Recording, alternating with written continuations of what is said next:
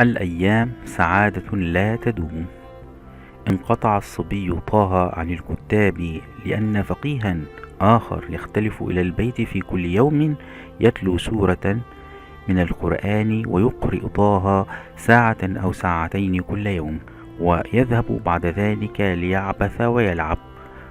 وكان أصحابه يقبلون عليه عصرا بعد انصرافهم من الكتاب، فكان يظهر لهم عيوب العريف وسيدنا، وكان يحب تفوقه عليهم لأن الفقيه يسعى إليه سعيا، وسيذهب إلى القاهرة ليلتحق بالأزهر حيث الحسين والسيدة زينب وغيرهما من أولياء الصالحين.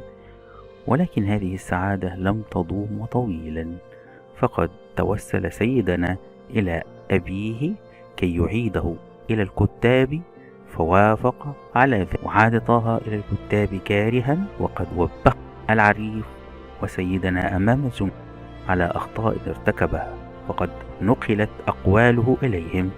وتعلم طه من هذه المحنة الاحتياط في اللفظ، وعدم الحق بالاطمئنان إلى وعود الرجال والتحدي أخوته على شماتة إخوته، حيث أنه كان يظن أنه سيترك كل هذا كله.